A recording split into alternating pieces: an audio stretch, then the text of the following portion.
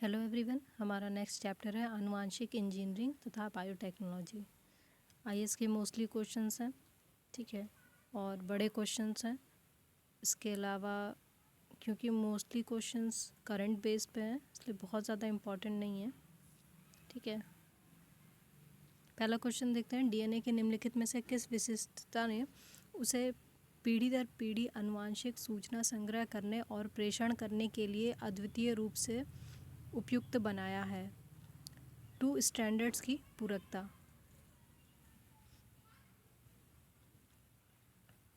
DNA प्रत्येक मानव कोशिका के केंद्रक में विद्यमान होता है। डीएनए का मुख्य कार्य आनुवांशिक सूचनाओं का संग्रहण एवं उनका प्रेषण है। डीएनए की दो रज्जुकों की पूरकता उसे इस कार्य हेतु सक्षम बनाती है। सेकंड क्वेश्चन, जेनेटिक इंजीनियरिंग में निम्न में से किसका प्रयोग होता है? तो प्लाज्मिड का होता है।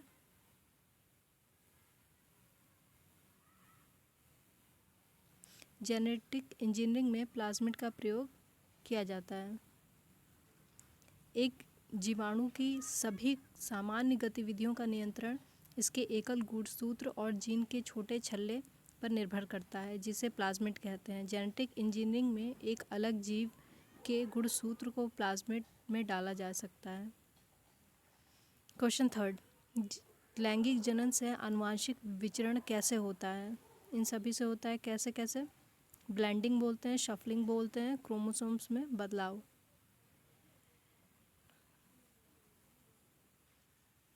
क्वेश्चन 4, जेनेटिक कोड विशेषताएं पूछ रहा है, तो ये सार्वत्रिक होता है। 3 न्यूक्लियोटाइड क्षारकों का बना होता है जो 20 अमीनो अम्लों के संगत होते हैं। यह अनतिव्यायी, गैर स्पष्ट एवं कोमा रहित होते हैं। इनमें एक प्रारंभन एवं एक समापन कोडॉन होता है।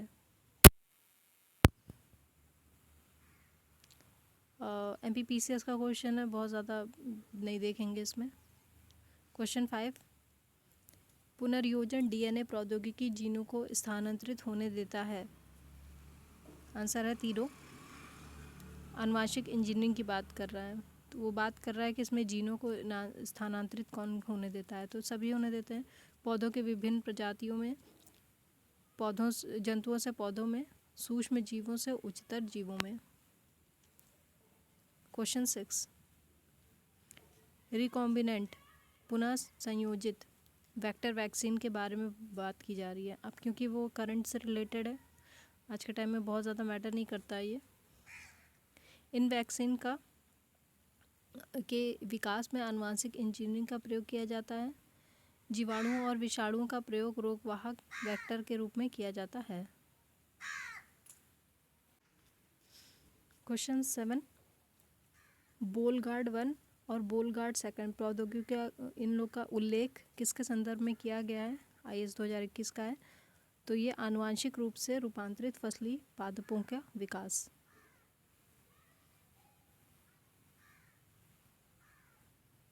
क्वेश्चन 8, ये यूपीपीसीएस 2008 में आया था। नई विज्ञान प्रौद्योगिकी नीति 2003 के बारे में इसने पूछा है, ठीक है। ये प्री का क्वेश्चन है यूपीपीसीएस का। तो पूछा है कि इसके बारे में बताना है कि इस नीति में क्या क्या था। तो विद्यमान भौतिक एवं बौद्धिक स्रोतों का सर्वाधिक उपकारक उपयोग, ठीक है। फिर है नवीन प्रवर्तनीय प्रौद्योगिकी का विकास, प्राकृतिक संकटों को कम करने और उनसे निपटने हेतु पद्धति और प्रौद्योगिकी का विकास, ठीक है। ये सारी चीज़ें कुल मिला के अगर ये उस टाइम पे मतलब अगर इस नीति के बारे में पढ़ा हो, इसमें क्या क्या चीज़ें हैं तो समझ में आ जाएगी। बहुत रिलेवेंट नहीं है आज के टाइम में, ठीक है। जो रिलेवेंट होगा वो मैं बता दूंगी। क्वेश्चन 9 है, डॉली सर्वप्रथम क्लोन की नई स्तनी थी। डॉली पात्र निषेचन द्वारा उत्पन्न की गई थी। इन विट्रो बोलते हैं पात्र निषेचन को, इन विट्रो बोलते हैं। तो पात्र निषेचन से नहीं की गई थी, ठीक है। और डॉली सर्वप्रथम क्लोन की स्तनी थी, ये बात सही है। डॉली कौन थी? एक भेड़ का नाम था, ठीक है। इसके बारे में कभी कभार हो सकता है पूछ दे, मूड के ऊपर है। बहुत अच्छा क्वेश्चन नहीं है और काफ़ी पुराना भी हो गया है। मेनली ये चीज़ जानना है कि डॉली भेड़ से रिलेटेड है, उसका क्लोन थी और इसको क्लोनिंग विधि से तैयार किया गया था। ठीक है, इन विट्रो जो फर्टिलाइजेशन है बांझपन दूर करने की तकनीक है। क्वेश्चन 10, एक वयस्क दैहिक कोशिका से क्लोन की नई पहली स्तनपायी भेड़ यानी डॉली के बारे में बात कर रहा है। पूछा है क्या सही नहीं है, तो ये 1996 का है। ठीक है, जो ये डॉली है 1996 की हुई है, बाकी सब सही है। 2003 में मृत्यु हो गई थी और फेफड़े की बीमारी हो गई थी और स्कॉटलैंड में पैदा हुई थी। क्वेश्चन 11, कौन मनुष्य द्वारा निर्मित आनुवांशिक रूप से अभियांत्रित, अच्छा ठीक है ये रिपीटेड क्वेश्चन है। क्वेश्चन 12 जो है ये भी क्लोन के बारे में पूछा है, पहला क्लोन भेड़ है। क्वेश्चन 13, NDRI करनाल के वैज्ञानिकों ने निम्नलिखित में से किस जानवर का दूसरा क्लोन विकसित किया है, तो ये भैंस है। ठीक है, और इसका भी एक नाम है गरिमा। ठीक है, 2009 की बात है। क्वेश्चन 14 में पूछा है गरिमा सेकंड नाम है, किसका नाम है, क्लोन भैंस का है। क्वेश्चन 15 में कोशिका न्यूक्लिक अंतरण प्रौद्योगिकी यानी कि somatic cell nuclear transfer technology का प्रयोग पूछा है, तो ये जंतुओं की जन्य क्लोनिंग के बारे में है। ठीक है, क्वेश्चन 2017 में आया था IAS में। 16 में परकनली शिशु में पूछा गया है क्या होता है, तो ये निषेचन किया जाता है माता के शरीर से बाहर एक परकनली में। ठीक है, जो माताएं किन्हीं कारणों से गर्भ धारण करने में असमर्थ होती हैं उनके अंडाणु का कृत्रिम निषेचन कराया जाता है, जिससे उत्पन्न शिशु को परकनली शिशु कहते हैं। परकनली शिशु विधि में डिप और शुक्राणु का निषेचन जो प्राकृतिक रूप से स्त्रियों में फैलोपियन नलियों में होता है, माता के शरीर के बाहर पैट्री पात्रों में कृत्रिम रूप से कराया जाता है। फिर उससे बने भ्रूण को 6 से 48 घंटे के भीतर महिला के गर्भधारण में प्रत्यारोपित कराकर संतान प्राप्त की जाती है। क्वेश्चन 17, किस देश में पहला ट्रांसजीनी दमकता हुआ सुअर उत्पन्न किया गया जो अंदर बाहर सब हरा है? ताइवान में। ये रेलेवेंट करंट का क्वेश्चन है, कोई मैटर नहीं करता आज के टाइम में। एजनॉन नामक विश्व के प्रथमतः क्लोन के बारे में पूछा गया है, एजनॉन नाम था। ठीक है, ये ऊँट के बारे में बात कर रहा है, आज के टाइम में रेलेवेंट नहीं है। विश्व का पहला ऊँट अस्पताल आज के टाइम में रेलेवेंट नहीं है, जान सकते हैं, दुबई में खोला गया है। क्वेश्चन 20, जीन के क्लोन के संबंध में क्या सही है? जीन का क्लोन, जीव का क्लोन के बारे में सभी को पता होगा कि ये अलैंगिक विधि से उत्पन्न किया जाता है। अब देखिए, किसी भी जीवधारी से उसके जैसा हुबहू जीवधारी प्राप्त किया जाए इसे क्लोन कहते हैं। ये अलैंगिक विधि द्वारा उत्पन्न किए जाते हैं जो प्रायः अपने मातृ जीव के समरूप होते हैं, मतलब जैसा पहला है दूसरा भी बिल्कुल वैसा ही होगा। क्लोन प्राप्त करने की प्रक्रिया क्लोनिंग कहलाती है। एक समान जुड़वा क्लोन नहीं होते हैं। एक समान जुड़वा आइडेंटिकल जो ट्विन्स होते हैं वो क्लोन नहीं होते हैं, मतलब जुड़वा बच्चे तो देखा अगर आपने, तो जुड़वा बच्चे क्लोन नहीं हैं। ठीक है, जबकि एक जीव के 2 क्लोन समान होते हैं। ठीक, ये तो समझ में आ रही है दोनों लाइनें। आ जाइए 21 पे। जेनेटिक इंजीनियरिंग के बारे में पूछा है। ठीक है, और ये UPPCS 2001-03 में आया था। में क्या क्या चीज़ें हैं, तो प्रभाव पूछा है, तो रोग प्रतिरोधक के लिए होता है और इसके अलावा वृद्धि वर्धन की जा सकती है, जंतु की क्लोनिंग भी की जा सकती है। मानव की क्लोनिंग अभी तक नहीं की गई है। ठीक है, क्वेश्चन 22 में देख लीजिए, वर्तमान में वैज्ञानिक किसी गुणसूत्र में जीन इकाइयों का विन्यास अथवा उनकी सापेक्षिक स्थिति अथवा DNA अनुक्रमों को निर्धारित कर सकते हैं। अब ये किस प्रकार हमारे लिए उपयोगी है, तो ये पशुधन की वंशावली जानी जा सकती है और इसके अलावा मानव रोगों का कारण नहीं है, रोग सह नस्लें विकसित की जा सकती हैं, ये भी ठीक है। गुणसूत्र जीन इकाई बिना, यदि देखिए डीएनए वगैरह के बारे में पूछा जा रहा है कि क्या है, मेन चीज़ ये है। क्वेश्चन 23, आनुवांशिक रोग, ठीक है। आनुवांशिक रोग पे विचार करना है, पूछा है सही क्या है। अंडों में इन विट्रो निषेचन से या तो पहले या बाद में सूत्र कणिका विस्थापन यानी माइटोकॉन्ड्रियल रिप्लेसमेंट चिकित्सा द्वारा माइटोकॉन्ड्रियल डिजीज़ को माता पिता से संतान में जाने से रोका जा सकता है। किसी संतान में सूत्र कणिका रोग, ठीक है, यानी माइटोकॉन्ड्रियल डिजीज़ रोग आनुवांशिक रूप से पूर्णतः माता से जाता है, ना कि पिता से। इसका आंसर देखते हैं, तो दोनों सही है, ठीक है। ज़्यादातर ये जो माइटोकॉन्ड्रियल डिजीज़ होते हैं ये माता से बच्चों में जाते हैं, ना कि पिता से। आ जाइए नेक्स्ट क्वेश्चन।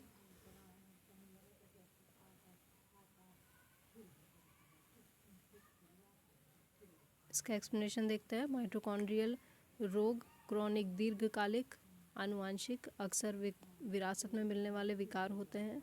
यह तब होता है जब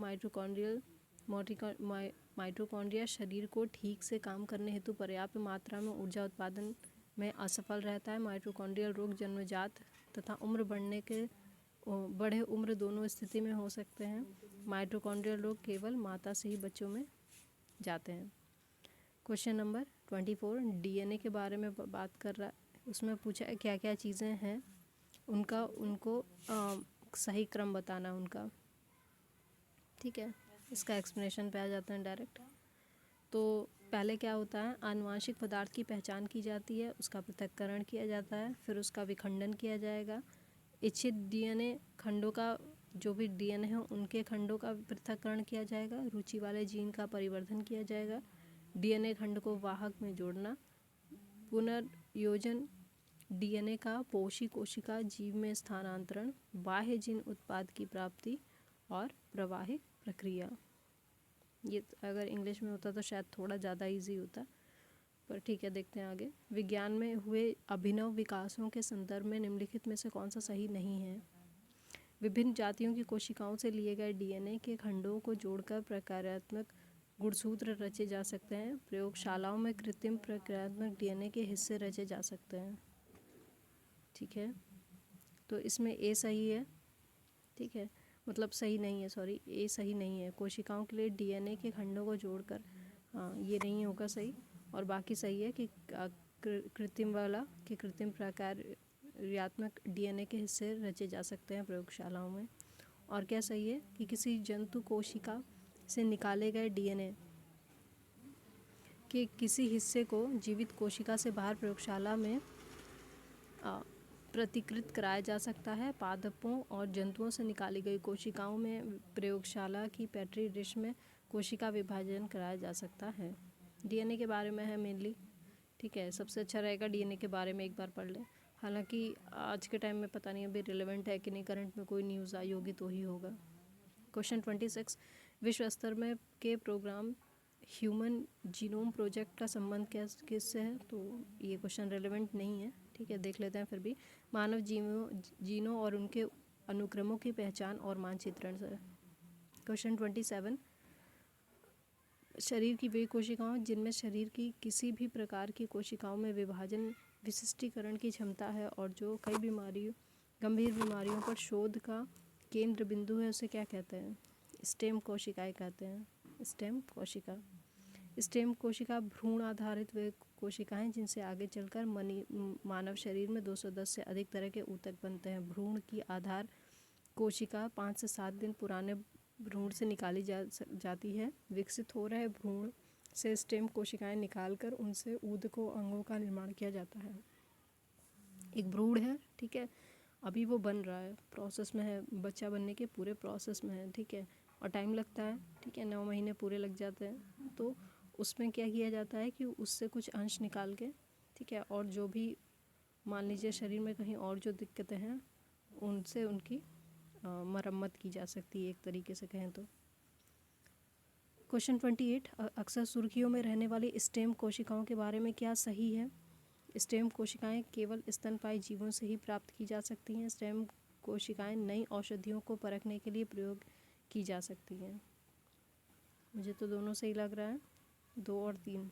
अच्छा, पहला वाला गलत है, स्तनपायी केवल लिखा है, वैसे ये IAS का क्वेश्चन होगा ज़रूर, केवल वाला है तो वो गलत हो जाएगा। सेकंड सही है, और थर्ड वाला है स्टेम कोशिकाएं चिकित्सा थेरेपी के लिए प्रयोग की जा सकती हैं। ठीक है, ये हो गया। इसमें क्या कह रहा है, स्टेम कोशिकाएं बहुकोशिकीय जीवों में पाए जाने वाली वो कोशिकाएं हैं जिन्हें करने के लिए शरीर ने कोई खास काम नहीं किया।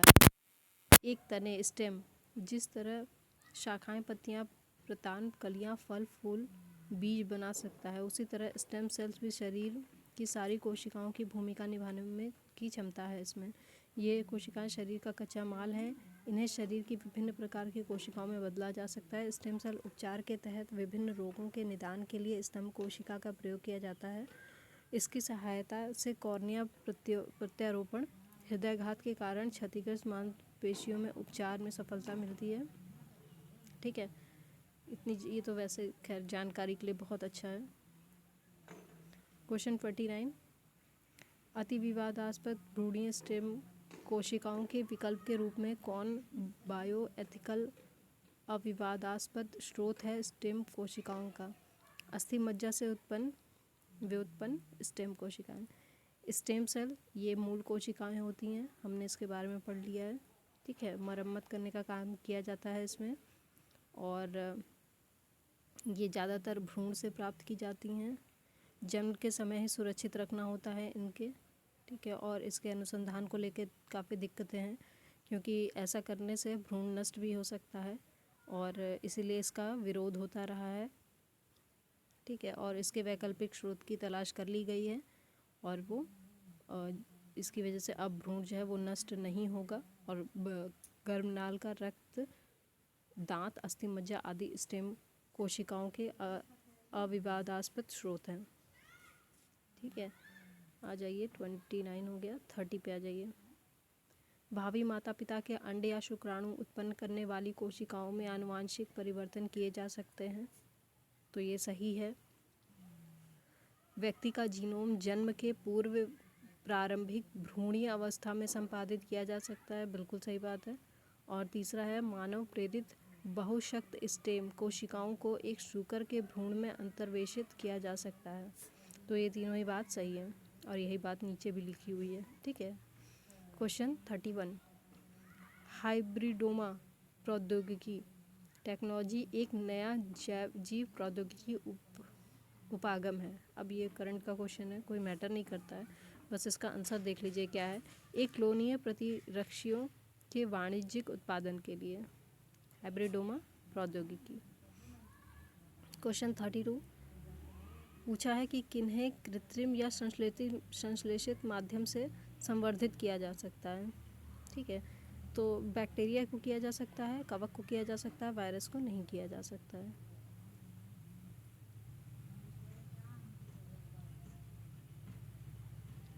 वायरस में स्वयं एक उपापचयी मशीनरी के अभाव के कारण इन्हें कृत्रिम रूप से संवर्धित करना कठिन है।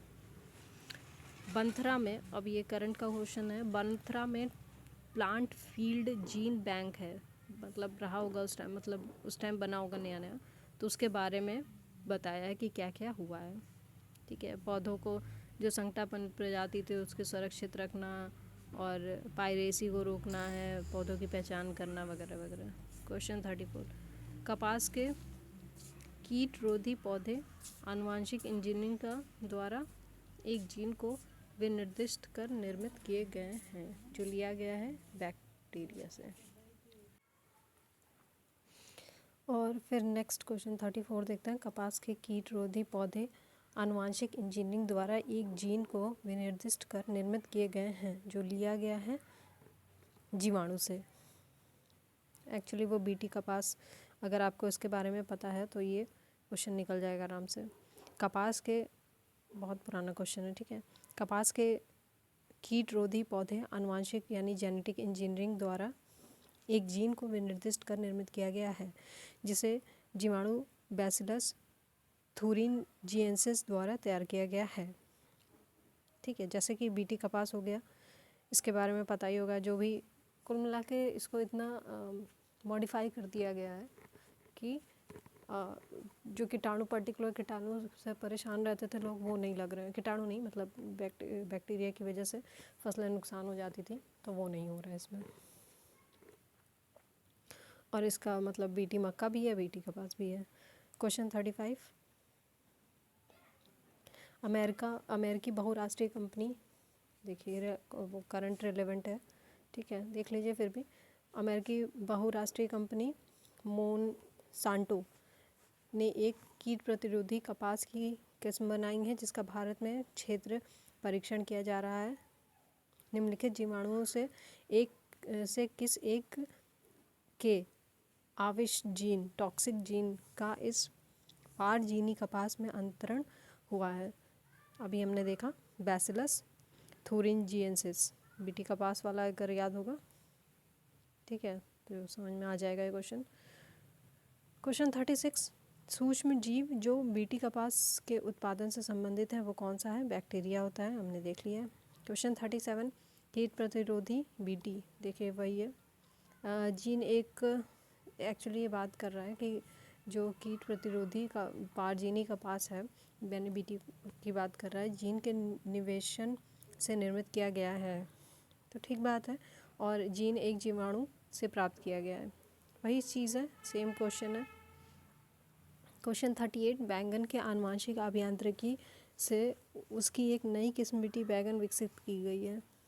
ठीक है, कुल मिला के इसका क्या, इसका मेन पर्पस क्या था? तो नाशक जीव सह बनाना। कुल मिला के ये बात है कि पौधों को बचाना उन कीटाणुओं से जिनकी वजह से पौधे खराब हो रहे थे, उनसे पौधों को बचाना। क्वेश्चन 39, बीटी बैगन, ठीक है, आनुवांशिकी रूप से परिवर्तित बैगन है। क्वेश्चन 40, बीटी बैगन के प्रवेशन पर लोगों के विरोध का कारण, मतलब बीटी बैगन आ रहा था तो क्या हो रहा था, किस वजह से लोग इसका विरोध कर रहे थे? तो मेन चीज़ दो थी कि ये स्वास्थ्य पर विपरीत प्रभाव डालेगा और जैव विविधता को भी नुकसान करेगा। क्वेश्चन 41, बहुत ज़्यादा इसको डिस्कस नहीं कर रही हूँ क्योंकि अभी रेलेवेंट नहीं है, बस जानकारी होनी चाहिए इसके बारे में। क्वेश्चन पूछा है कि सही बताना है इसके बारे में। तो सर्वप्रथम व्यावसायीकरण किए जाने वाला आनुवांशिक रूप से अभियांत्रिकृत फसल उत्पाद फ्लेवर सेवर टमाटर था, तो ये बात सही है। फ्लेवर सेवर के पके हुए फल अधिक अवधि के लिए दृढ़ रहते हैं और पौधे पर पकने के बाद बाजार में स्थानांतरित किए जा सकते हैं। और इसमें बोला है कि पके हुए फलों में रंग होता है कि ठीक है, किंतु पौधों पर पके फलों जैसे पूर्ण सुरुचिक सारणी का अभाव होता है। तो इसके बारे में मुझे खैर पता नहीं है, होगा कुछ जो इसका आंसर नहीं है। क्वेश्चन 42, जेनेटिकली मॉडिफाइड सरसों की बात की जा रही है, जीएम सरसों की बात की जा रही है, क्या सही है? ये सही है कि जीएम सरसों में वे जीन होते हैं जो पादप में परपरागण और संकरण को सुकर बनाते हैं। पंजाब कृषि विश्वविद्यालय की बात नहीं हुई है और ये भी गलत है, ठीक है। किसने किया, क्या किया, देख लीजिए। दिल्ली विश्वविद्यालय के centre for genetic manipulation of crop plant के वैज्ञानिकों ने जीएम सरसों का विकास किया है, जिसमें एक मृदा जीवाणु से 2 जीन प्रविष्ट कराए गए हैं जो इसमें परपरागण संकरण को सुकर बनाते हैं। ये जीन पादप को अनेक किस्मों में पीड़कों के विरुद्ध पीड़क प्रतिरोध का गुण नहीं देते हैं। ठीक, ये बात हो गई। आइए इसका क्वेश्चन, ज़्यादातर इसमें ऐसे ही क्वेश्चन है, कोई नहीं, देख लेते हैं। पूछा है ट्रांसजेनिक फसलों को बनाने में प्रयुक्त होते हैं क्या क्या? तो एक तो कोशिका द्रव्यीय निर्बंधता और जीन नीरवता। क्वेश्चन 44, जीवों के बारे में बताना है। निम्नलिखित में से किनकी या किसकी कुछ जीव जातियों को जैव पीड़ानाशकों के रूप में प्रयोग किया जाता है? तो सभी का किया जाता है, बैक्टीरिया, पुष्पीय, पादप और कवक तीनों का प्रयोग किया जाता है। जो जैव कीटनाशक होते हैं पर्यावरण पर कोई हानिकारक प्रभाव नहीं पड़ता है क्योंकि इनके अवशेष बायोडिग्रेडेबल होते हैं। और कवक के बारे में बताया है कि ब्यूवेरिया बेसियाना एक कवक है जो जैव कीटनाशक है। और इसका जो पुष्पीय पादप वाले की बात कर रहे थे तो वो एक नीम हो गया, ठीक है, वो सबसे अच्छा होता है। और बैसिलस थुरिंजिएंसिस के बारे में हमने पढ़ ही लिया है, बैक्टीरिया, ठीक है, बीटी कपास वाले से रिलेटेड है। क्वेश्चन 45, इनमें से कौन सा एक सूक्ष्मजीवी कीटनाशक है, हमने पढ़ लिया है। ओके, क्वेश्चन 46, भारतीय किसान टर्मिनेटर बीज प्रौद्योगिकी के प्रवेश के से असंतुष्ट है क्योंकि इस प्रौद्योगिकी से उत्पादित बीजों की संभावना होती है, क्या कह रहा है ये, अंकुरण क्षम बीज बनाने में असमर्थ पौधे के उगने की, ठीक है, ये उस समय करंट में रिलेटेड होगा, कोई दिक्कत नहीं है, आगे चलते हैं। विकसित देशों द्वारा समर्पित टर्मिनेटर तकनीक, ठीक है, तो ये क्या है, क्या उपलब्ध कराती है, जैव तकनीकी द्वारा बीजों की उन्नत किस्मों को जो दूसरी पीढ़ी के लिए बंध बीजों को उत्पन्न करने के लिए सुनिश्चित की गई हैं। टर्मिनेटर तकनीक, ठीक है, उसके द्वारा उत्पन्न निम्न से किसकी बिकवारी के लिए है, किसके लिए है, तो सभी के लिए है। ट्रांसजेनिक उपजाऊ बीज के लिए, जीन परिवर्तित पौधे के लिए, और जेनेटिक रूप से अभियंत्रित बीज जो दूसरी पीढ़ी में बंधे ग्रस्त होते हैं। क्वेश्चन 49 अब पूछा है, जैसे जो उपग्रह से चित्र या सुदूर संवेदी आंकड़े वगैरह होते हैं उनका इस्तेमाल किसके लिए किया जाता है, तो ये है, बात यह है कि इसके लिए जो किसी विशेष स्थान की प्रकृति की पर्णहरित का अंश, कुल मिला के मान लीजिए कि 2 ज़मीनें हैं, ठीक है, एक ज़मीन है रशिया में और एक है भारत में। तो रशिया में मान लीजिए बहुत ज़्यादा ग्रीनरी नहीं है, 100 एकड़ की ज़मीन है, मान लीजिए दोनों जगह 100 एकड़ की ज़मीन ले लीजिए, वहाँ बहुत ग्रीनरी नहीं है, भारत में बहुत ग्रीनरी है। तो ऑब्वियसली अब ये तो पता चल रहा है ना कि कहाँ का ग्रीनरी ज़्यादा है, तो पर्णहरित कहाँ पे ज़्यादा है, तो वही ये बात कह रहा है। सेकंड हो गया कि धान के खेतों से ग्रीन हाउस गैसों का उत्सर्जन, ये बिल्कुल पता लगा सकता है, कैसे कैसे लगा सकता है ये भी देख लीजिए। इसमें इनके में क्या होता है, शॉर्ट वेव इंफ्रारेड होता है, थर्मल इंफ्रारेड होता है, मर्लिन लिडार होता है, इनका काम ही है यही सब करना, किसी विशेष स्थान का भूपृष्ठतापन यानी कि उसका टेम्परेचर कैसा है, ठीक है। क्वेश्चन नंबर 50, साधारण ओरेबैंकी खरपतवार पाया जाता है, तो ये पाया जाता है तंबाकू में, बैंकी, ठीक है, नाम है ओरो बैंकी खरपतवार। तो जब बहुत ज़्यादा तंबाकू इंसान खा लेता है ना तो वो बहकी बहकी बातें करता है, तो मैंने उसको ऐसे याद किया है कि सारे के सारे बह गए, मतलब बहक गए, ठीक है, वैसे कुछ भी याद कर लीजिए, बस याद हो जाने से मतलब है, ठीक है। क्वेश्चन 51, कौन परजीवी पादप है, गोल्डन राइस, ट्रांसजेनिक बोलते हैं। गोल्डन राइस के बारे में बहुत सारी चीज़ें आने वाली हैं आगे, जेनेटिक इंजीनियरिंग की मदद से तैयार किया गया है। पूछा है 52 में, गोल्डन राइस जैव प्रौद्योगिकी की एक ऐसी उपलब्धि है जो उपभोक्ताओं के लिए उतनी ही लाभप्रद है जितने कि किसानों के लिए। पीलापन इसका बीटा कैरोटीन की अधिक मात्रा को प्रदर्शित करता है जो यौगिक के शरीर में विटामिन ए से परिवर्तित होता है, सब सही बात है। क्या होता है गोल्डन राइस, इसके पहले जन्मदाता देख लीजिए, इंगो पोट्रिक्स और पीटर बेयर है। इनका रंग सुनहरा, किस कारण से, बीटा कैरोटीन की वजह से, और ये इसमें डाला गया एक जीन है, शरीर में पहुंचकर विटामिन ए में परिवर्तित हो जाता है, नेत्रों के लिए अत्यावश्यक है, ठीक। अंतर्राष्ट्रीय स्तर पर धान अनुसंधान के क्षेत्र में एक बड़ी उपलब्धि है। अब क्वेश्चन 53, ठीक है, ये सॉल्व हो जाएगा। गोल्डन चावल के बारे में पूछ रहा है, ऑप्शन डी समझ में आ रहा है, कैरोटीन की बात की गई है। क्वेश्चन 54, गोल्डन राइस के बारे में पूछ रहा है, ठीक है, क्या इसमें ज़्यादा होते हैं, बीटा कैरोटीन हो गया। क्वेश्चन 55 सेम क्वेश्चन है। Question 56 repeated, question 57 repeated, question 58 repeated, question 59 repeated नहीं, रिपीटेड नहीं है।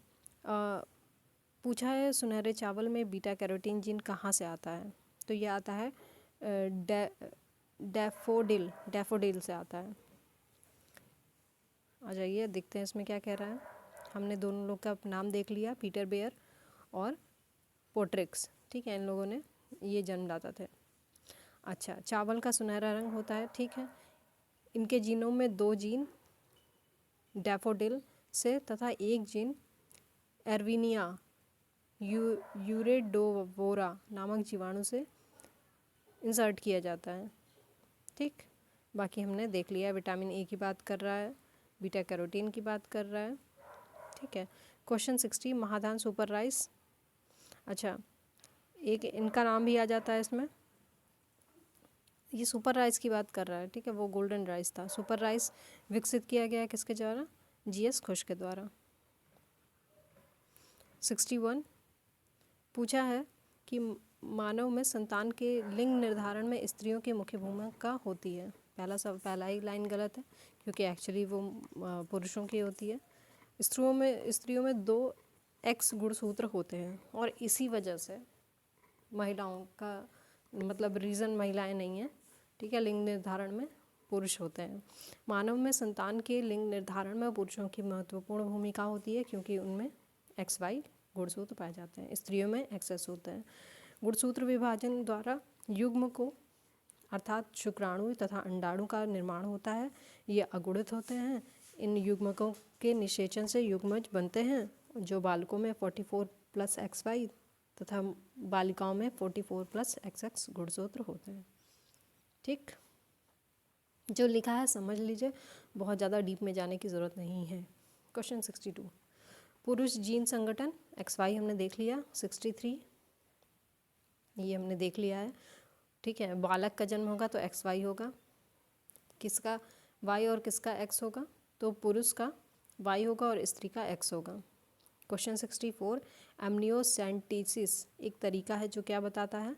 भ्रूण के लिंग को। ये प्रसव पूर्व एक परीक्षण है, एमनियोसेंटेसिस, ठीक है। और जो भी दिक्कतें होती हैं जन्म से रिलेटेड, डाउन सिंड्रोम हो गया, गुणसूत्र की विषमता हो गई वगैरह, इसका परीक्षण किया जाता है। आ जाइए 65 पे।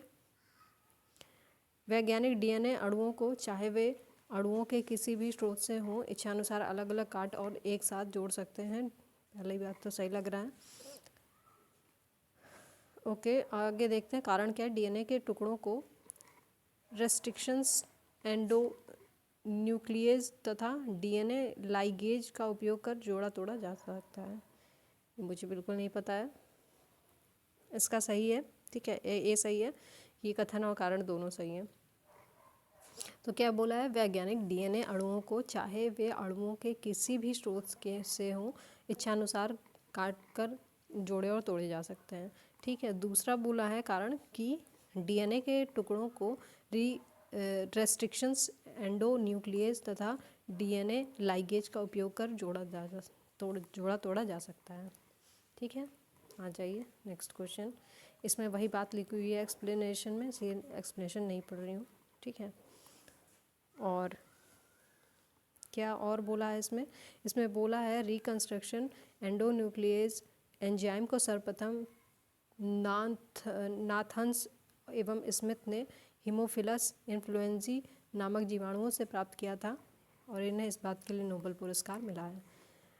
क्वेश्चन 66, Cas9 प्रोटीन के बारे में पूछा गया है। ये IAS 2019 का करंट का क्वेश्चन है। इसमें ये एक्चुअली एक कैची है, ठीक है। लक्ष्य साधित जीन संपादन यानी कि टारगेटेड जीन एडिटिंग में प्रयुक्त आणविक कैची है। ये काम तो काटने का करती है, लेकिन आणविक तरीके से, ठीक है। बहुत इम्पोर्टेंट नहीं है क्योंकि करंट से रिलेवेंट है। क्वेश्चन 67, जैव सूचना विज्ञान में यानी बायो इन्फॉर्मेटिक्स में गतिविधियों के संदर्भ में, अच्छा ये भी करंट का क्वेश्चन है, ठीक है। पूछा है ट्रांसक्रिप्टोम किसे निर्दिष्ट करता है? तो ये निर्दिष्ट करता है किसी जीव द्वारा अभिव्यक्त mRNA अणुओं की पूर्ण श्रृंखला, ठीक है। ये IAS 2016 का क्वेश्चन था। आ जाइए IAS 2019 पे। RNA अंतर्क्षेप प्रौद्योगिकी ने पिछले कुछ वर्षों में लोकप्रियता हासिल कर ली है। अब ये तो पढ़ना पड़ेगा ना कि ये सब क्या है। हम आंसर देख लेते हैं। यह जीन अनभिव्यक्तीकरण यानी जीन साइलेंसिंग रोगोपचारों के विकास में प्रयुक्त होता है। फिर इसे कैंसर की चिकित्सा कोशिकाओं में रोगोपचार विकसित करने हेतु प्रयुक्त किया जा सकता है। और फाइनली ये कि इसे ऐसी फसल उत्पादों को उगाने के लिए प्रयुक्त किया जा सकता है जो वायरस रोगजनकों के लिए प्रतिरोधी हो। करंट से रिलेटेड है। आ जाइए क्वेश्चन 69। मानव प्रजनन तकनीकी में अभिनव प्रगति के संदर्भ में बोला है प्रो न्यूक्लियर ट्रांसफ़र का प्रयोग किस लिए होता है? तो किस लिए होता है? संतान में सूत्र कणिका वाले रोगों का निरोध। ठीक है। क्वेश्चन 70। डीएनए परीक्षण होते पूछा है कौन कौन से नमूने लिए जा सकते हैं। अगर आपने एक भी क्राइम पेट्रोल देखा होगा, एक भी एपिसोड, तो आपको पता होगा इस क्वेश्चन का आंसर। तो रुधिर कोशिकाएं ली जा सकती हैं, अस्थि कोशिकाएं ली जा सकती हैं, बाल रज्जु लिए जा सकते हैं और यानी सलाइवा लिया जा सकता है। ठीक, ओके। क्वेश्चन 71। जीन अणुओं यानी डीएनए की संरचना को सबसे पहले किसने रेखांकित किया था? तो जेम्स वॉटसन और फ्रांसिस किक ने किया था। ठीक, ये पढ़ लीजिएगा डीएनए के बारे में। मोस्टली लोगों को बेसिक नॉलेज तो होगा ही। ठीक है। जेम्स वॉटसन क्रिक का संबंध डीएनए की संरचना से रिलेटेड है। 73 डीएनए हो गया। डीएनए 74, ठीक है, ये डीएनए 74 में पूछा है कि किसने अंतःपात्र बनाया था? तो आर्थर कोर्नबर्ग ने बनाया था। कोर्नबर्ग, बीपीएससी का क्वेश्चन है। ठीक है। नोबेल पुरस्कार विजेता वॉटसन को किस क्षेत्र में? अच्छा ठीक है, ये तो वॉटसन की बात हो गई, हमने अभी देख लिया। क्वेश्चन 76। बायोचिप का प्रयोग होता है आरएनए, डीएनए तथा प्रोटीन में। बायोचिप क्या है? अर्धचालकों के समान एक चिप होती है जिसमें इलेक्ट्रॉनिक परिपथ की जगह जैविक पदार्थ का प्रयोग किया जाता है और इन तीनों चीज़ें होती हैं उसमें। क्वेश्चन 77। जेनिको प्रौद्योगिकी क्या है? आनुवांशिक रोगों की पूर्व सूचना प्राप्त करने की तकनीक है। ठीक है। जैसे कोई बच्चा हुआ है, पैदा हुआ है, नहीं हुआ भी है तब भी है, ठीक है, उसको आप ये वाली प्रक्रिया के थ्रू, इस टेक्नोलॉजी के माध्यम से उसमें जो भी आनुवांशिक रोग हैं, ठीक है, उसको पहले से ही पता कर लेना। क्वेश्चन 78। कौन सा कार्य जैव प्रौद्योगिकी की श्रेणी में आता है? औद्योगिक प्रक्रमों में जीवधारियों तथा उनसे प्राप्त पदार्थों का उपयोग। ठीक है, इसमें तो कोई दिक्कत नहीं है। संपूर्ण जीवों या जीवों द्वारा उत्पन्न पदार्थों या जैव प्रक्रियाओं या बायोलॉजिकल प्रोसेस के औद्योगिक स्तर पर उपयोग को जैव प्रौद्योगिकी या बायोटेक्नोलॉजी कहते हैं। उदाहरण के लिए मदिरा उत्पादन के लिए यीस्ट कोशिकाओं का उपयोग जैव प्रौद्योगिकी के अंतर्गत आता है। क्वेश्चन 79। जैव आवर्धन क्या है? तो ये क्या है? उत्तरोत्तर पोषण स्तरों के जीवों में पीड़कनाशियों की मात्रा को बढ़ाना। मतलब बायोमैग्निफिकेशन क्या होता है? मान लीजिए कोई फसल है, वो नुकसान हो रही है, ठीक है, तो उसमें इसका एक बीज लिया और उसमें उसके बीज में कुछ चेंजेस कर दिए, ठीक है, तो उसके बाद से वो खरपतवार या वो कीटाणु जो उसमें जीवाणु लग रहा था वो नहीं लगेंगे। यही है, उसमें किसी चीज़ की अधिकता कर देना, उसको मॉडिफाई कर देना, यही चीज़ है। क्वेश्चन 80। जीन अभियंत्रण में नवीनतम तकनीक विकसित हुई है। जीन प्रतिचित्रण, जीन मैपिंग बोलते हैं, प्रतिचित्रण। ठीक है।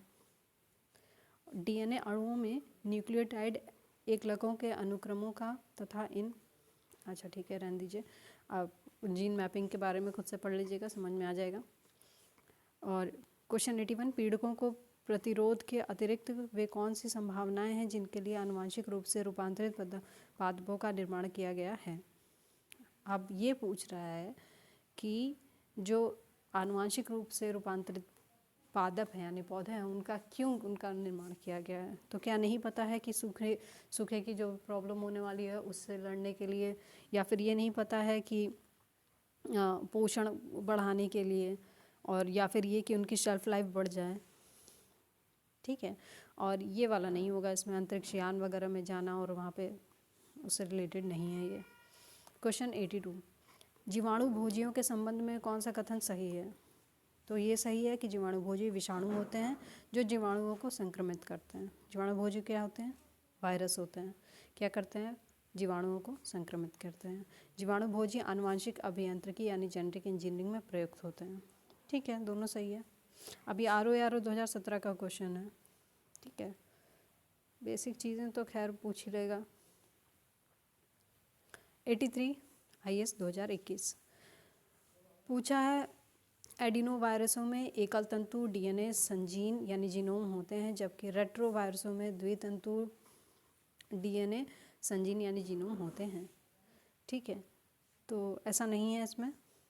देखिए, एडिनो वायरस सामान्य विषाणु का एक समूह है जो आँख, फेफड़े, तंत्रिका तंत्र आदि को संक्रमित करता है। इससे बुखार, खांसी, दस्त आदि समस्याएं होती हैं। सामान्य सर्दी है एडिनो वायरस के कारण होती है, जबकि HIV रेट्रो वायरस के कारण होता है। HIV को रेट्रो वायरस के रूप में वर्गीकृत किया गया है क्योंकि इसमें रिवर्स ट्रांसक्रिप्शन होता है। ठीक है, ये वाला सही है। क्वेश्चन हो गया हमारा 84, यदि मानव वृद्धि हार्मोन जीन का प्रयोग करके ऐसा चूहा पैदा किया जाए जो चूहे के सामान्य आकार से 8 गुना बड़ा हो, तो इस तकनीक को क्या कहेंगे? इसे कहेंगे आनुवांशिक इंजीनियरिंग। क्वेश्चन 85, बलात्कार एवं हमलों में के मामले में अपराधियों की पैतृकता एवं पहचान स्थापित करने में DNA फिंगरप्रिंटिंग की एक शक्तिशाली उपकरण है। क्या ये बात नहीं पता है? बिल्कुल पता है, ऐसा होता है। और DNA विश्लेषण के लिए बाल, वीर, लार ये सब कुछ नहीं उपयोग होता है। तो ये बात सही है। ठीक है, दोनों सही है और कारण कथन का स्पष्टीकरण भी है। क्वेश्चन 86, शिशु का पितृत्व स्थापित करने के लिए निम्नलिखित में से किस एक तकनीक का प्रयोग किया गया है? तो DNA फिंगरप्रिंटिंग। ठीक है, एक सेकेंड।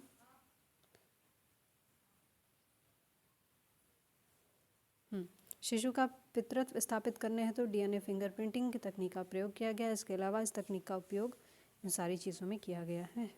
DNA फिंगरप्रिंटिंग के बारे में नहीं पता हो तो प्लीज़ पता करें, क्योंकि आज के टाइम के हिसाब से बहुत छोटी बात हो गई, वैसा है कुछ। ठीक, पैतृक सिद्ध करने के लिए इनमें से कौन से सहायक है? तो DNA फिंगरप्रिंटिंग। DNA फिंगरप्रिंटिंग पे एक और क्वेश्चन, इसका आधार क्या है? DNA बहुरूपता। ठीक है, और क्वेश्चन 89, मानवों की पहचान को, क्योंकि करंट रिलेटेड क्वेश्चन है ना, कोई बहुत ज़्यादा मैटर नहीं करते हैं। साइंस एंड टेक्नोलॉजी में करंट रिलेटेड क्वेश्चन ही पूछता है, तो करंट अफेयर से उसको पढ़ लें, वो ज़्यादा अच्छा रहेगा। ये सिर्फ एक पैटर्न बता सकता है कि किस तरीके के क्वेश्चन पूछे जा सकते हैं।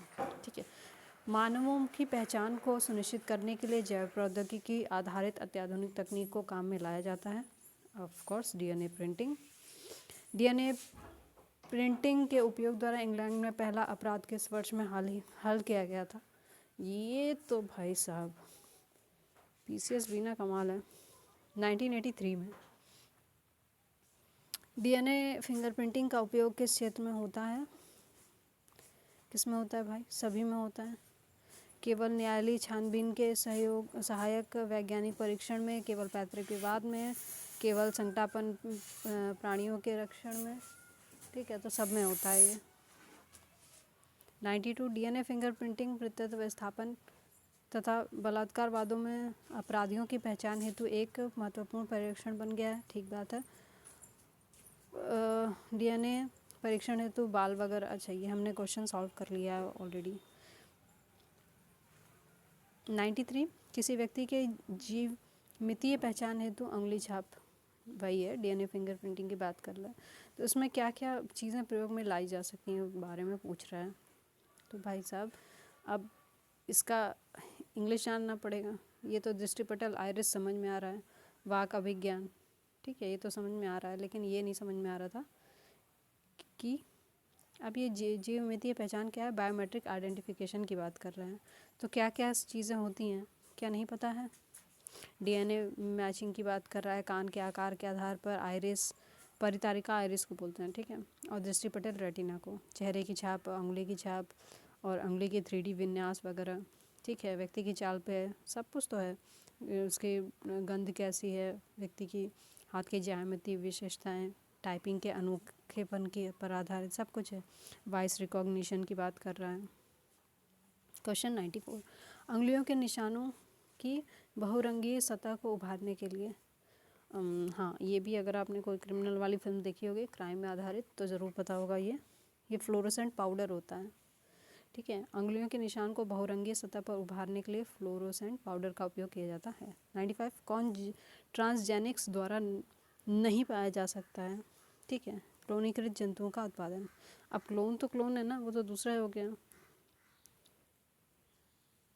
ट्रांसजेनिक्स दूसरी चीज़ है और क्लोन प्रतिरूप है। इसके अंतर्गत जीन से छेड़छाड़ किए बिना समान रूप एवं नस्ल उत्पन्न की जाती है, जबकि ट्रांसजेनिक यानी परजीनी के अंतर्गत जीन का स्थानांतरण एवं प्रतिरोपण किया जाता है। जेनेटिक इंजीनियरिंग द्वारा अब इच्छित गुणों वाले जीनों का प्रवेश पौधों में भी कराया जाता है, जैसे पौधे जिनमें बाह्य डीएनए शामिल हो ट्रांसजेनिक्स कहलाते हैं। ट्रांसजेनिक्स चूहे, खरगोश, सुअर इत्यादि पैदा किए जा चुके हैं। 96, कौन सा एक सजीव जीवों में एक नई जाति की उत्पत्ति के लिए सर्वाधिक महत्वपूर्ण घटक है? तो ये है उत्परिवर्तन, ठीक है। कोशिका जीनोम की डीएनए अनुक्रम में परिवर्तन को उत्परिवर्तन कहते हैं। उत्परिवर्तन प्रक्रिया में आनुवांशिक पुनर्संयोजन के माध्यम से बड़ी संख्या में डीएनए की प्रतिलिपि तैयार हो जाती है। नई जीनों के विकास में यह प्रतिलिपियां एक प्रमुख भूमिका निभाती हैं। 97, जीन के भीतर अनुक्रम आधार परिवर्तन, उत्परिवर्तन। 98, जब एक जीन दो या दो से अधिक भिन्न भिन्न लक्षणों को एक साथ नियंत्रित करता है तो क्या कहलाता है? बहुप्रभाविता। जब एक जीन दो या दो से अधिक भिन्न भिन्न लक्षणों को एक साथ नियंत्रित करता है तो ये बहुप्रभाविता कहलाता है। इसका उदाहरण कौन सा है? आरबीसी का हंसियाकार कोशिका अरक्तता रोग, ठीक है, सिकल सेल एनीमिया बोलते हैं इसको, जिसमें आरबीसी का आकार हंसियानुमा हो जाता है और ये रोग एक अप्रभावी जीन के कारण होता है, रिसेसिव जीन के कारण। 99 पे आ जाइए। जीन चिकित्सा में एक त्रुटिपूर्ण जीन के कार्य को ठीक करने हेतु क्या चीज़ प्रयोग में लाई जा सकती है? तो जीन उपचार का उद्देश्य शरीर की सामान्य कोशिकाओं को बनाए रखने के लिए शरीर की कोशिकाओं में सामान्य जीनों को प्रवेश कराकर त्रुटिपूर्ण जीन को कार्य करने से रोककर तथा पूरे त्रुटिपूर्ण जीन को सही जीन में बदलकर बीमारी का निदान करना होता है, ठीक है। ये हो गया हमारा चैप्टर यहाँ पे कंप्लीट। अब नेक्स्ट विविधता वाला चैप्टर, ठीक है। Thank you.